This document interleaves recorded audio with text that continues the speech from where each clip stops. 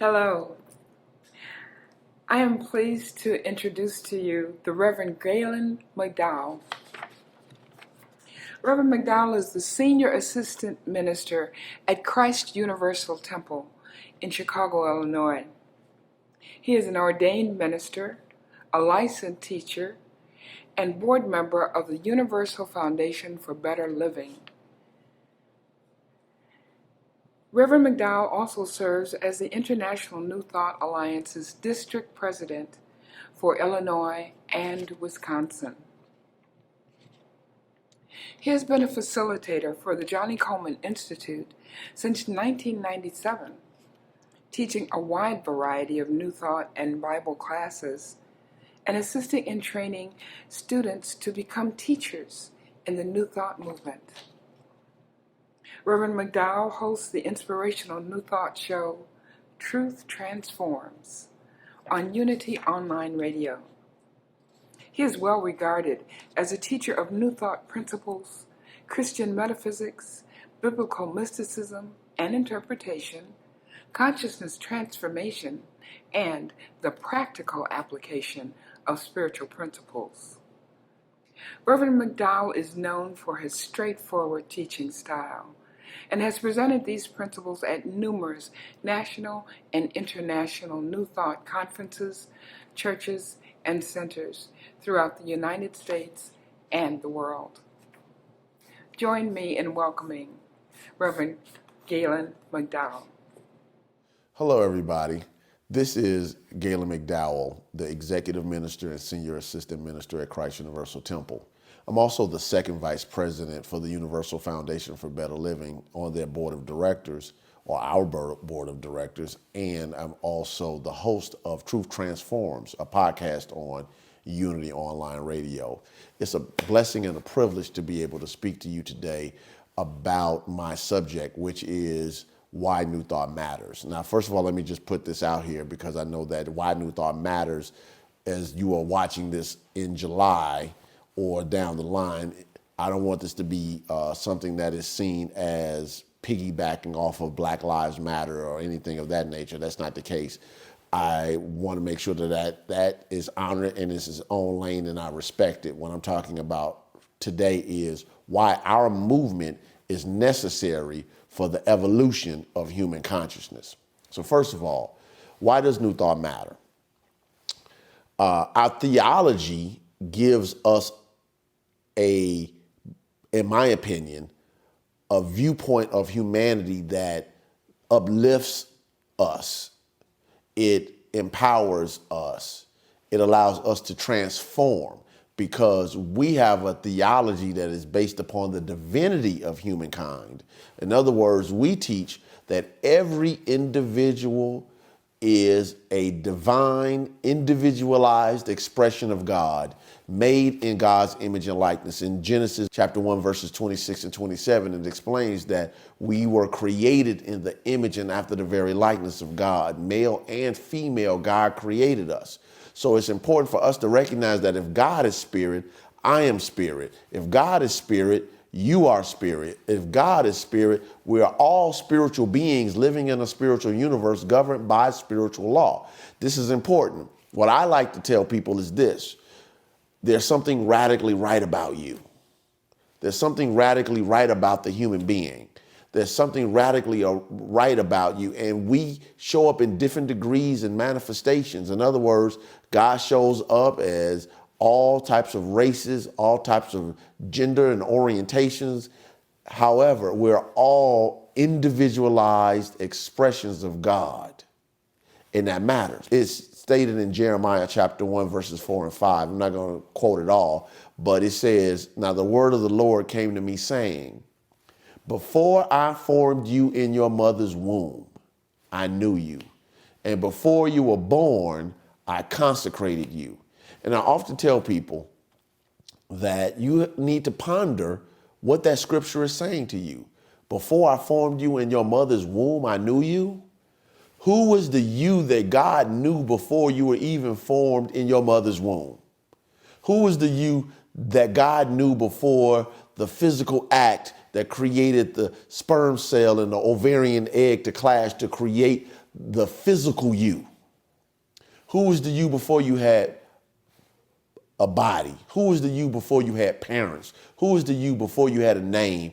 Who was the you before you had a gender? Who was the you before you had a race? Who was the you before you had a nationality or education or family members and friends or political affiliations? Who was the you that God knew then? The New Thought answer is spirit, that you were spirit and life and intelligence before you ever showed up to incarnate into a body.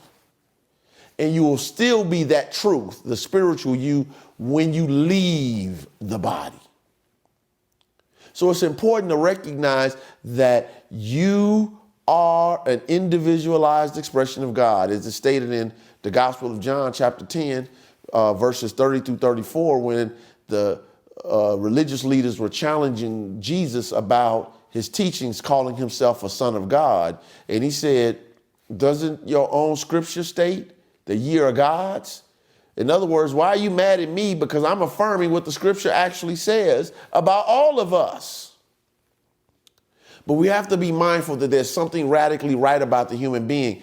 And New Thought teaches the oneness with God and oneness with all people. Now, oneness does not mean I have to act like you and look like you and talk like you. Oneness means at the spiritual level, at the depth of our innermost being, we are the same.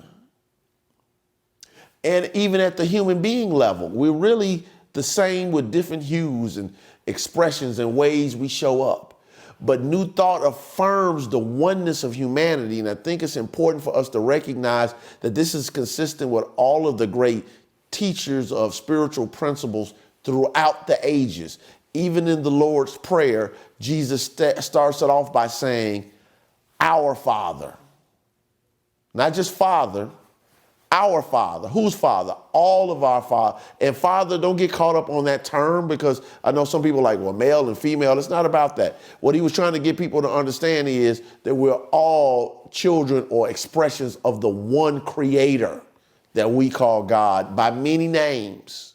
So regardless of the name you use, we're still individualized expressions of the one life, the one love, the one peace, the one joy, the one intelligence that we call God. But New Thought also teaches a God of absolute good. Now, I think this is important because people really don't sometimes realize how radical it is to teach a God whose essential character is absolute good. In other words, God is not going to express through you in something that is inconsistent with God's character. God's will is absolute good, and God's character or essential character is absolute good. Therefore, we can't say, I'll get over this illness, God willing, or anything of that nature, because what we're saying is we believe that God has a variation when it comes to God's will or its will. Now, I think it's important that we recognize a statement that we say in the Universal Foundation for Better Living. It's our first statement of faith, and it is, we believe that it is God's will that every individual on the face of this earth should live a healthy, happy, and prosperous life. Now, that's a very powerful statement because it's saying to us very directly, we believe. What does believe mean? Believe means to accept as true, which means we accept as true that it is God's will. What is God's will? God's intention, the intention of the universal law, the intention of the divine principle, the intention of the foundation of this universe, the intention of the creator, that every individual on the face of this earth, and I would say throughout the universe, whether in what we call the physical or the non-physical universe, that every individual on the face of this earth shall live a healthy, happy, and prosperous life. Can you accept that for yourself? This is what I'm saying and what the New Thought movement is saying to the world. We believe that it is God's will that every individual on the face of this earth should live a healthy, happy, and prosperous life. Healthy. What is healthy? Healthy not just in your body, but yes, your body. But healthy in your life, world, and affairs. Happy. What is happy? Happy meaning that when life is in alignment with truth and love and grace are flowing through our lives, And it allows us to be in a state where we recognize that my happiness is not dependent on what other people are doing. My happiness is dependent on me relying on the presence and power of God that flows in, through, and as me. I get to choose to be happy because that's God's will for me. Prosperous. Why prosperity? Now, some people now in the New Thought movement sometimes run away from our prosperity teachings. Obviously, they've been taken and sometimes warped by other people, but that's besides the point. It's our teaching. Let's own it. God doesn't need anybody to be broke. God doesn't need anybody to be in lack. God doesn't need anybody to be in want. If God is a God of abundance. And what does that mean? That means that if God is infinite, then God's creations are also created to be infinite. Therefore, we have the ability to express infinite prosperity, infinite abundance right here and right now. And you just never know where the prosperity will show up or where it'll come from or where the possibilities, the opportunities, and breakthroughs will come from, but we can maintain a consciousness of abundance that I am one with the universal flow of good and divine substance, infinite supply, and abundant money show up in my experience to take care of my desires, wants, and needs. It's a mindset. Again, if you can't have it in your mind, you can't have it in your hand. If you can't have it in your mind, you can't have it in your bank account. If you can't have it in your mind, you can't have it in your life, world, and affairs, because that's what happens in life. You know, I love it in Lessons in Truth by H. Emily Cady. She teaches in the chapter on faith, supply and demand. And she teaches that when you're dealing with God's universal substance, you have to recognize that the demand comes before the supply. The demand comes before the supply. And therefore, what that means is that the faith step, that the expectation, that the understanding come before the demonstration of the supply, whether that's money, healing, breakthroughs, your business, your job, your family, your career, whatever. So we teach people to create an expectation of blessings. So we and they can be the conduits through which spirit flows. Now, why New Thought matters? New Thought teaches us how to think in alignment with universal laws. This is really important. How to think in alignment with universal laws. Now, what that looks like in real time is this. We teach that, as Ernest Holmes would say, change your thinking, change your life. As Jack Anderson once wrote, psychogenesis, everything begins in the mind. As the Reverend Dr. Johnny Coleman, the founder of the Universal Foundation for Better Living and the founder of Christ Universal Temple, she would say, I am the thinker that thinks the thought that makes the thing. I am the thinker that thinks the thought that makes the thing. I really want that to land. I am the thinker that thinks the thought. In other words, I have control when I utilize it. I have choice when I utilize it. I can unconsciously think, and I'm still the thinker who thinks the thought that makes the thing, or I can consciously be the thinker who thinks the thought that makes the thing. So New Thought says, are you conscious or unconscious with your thought? Why New Thought matters? Because if all causation is mental, which is what Emmett Fox wrote in The Mental Equivalent, or as he wrote in another pamphlet, Life is Consciousness, that means that I can't, you can't, and we can't outperform our own consciousness. We can't outperform how we think and feel. So it's important for us to recognize just what is necessary for us to produce the results that we want. Regardless of the actions we take, the actions will be determined by how we think. The actions will be determined by how we feel. The actions will be determined by what we say. So it's important for us to recognize that we are in the space where we have to recognize something that I want you all to write down. This is something simple. This has been taught in New Thought for almost 150 years. And it's been taught in other ways, stated in other ways, throughout the religions and philosophies of the world throughout the ages. It's a simple thing. Thoughts held in mind produce after their own kind. Thoughts held in mind produce after their own kind.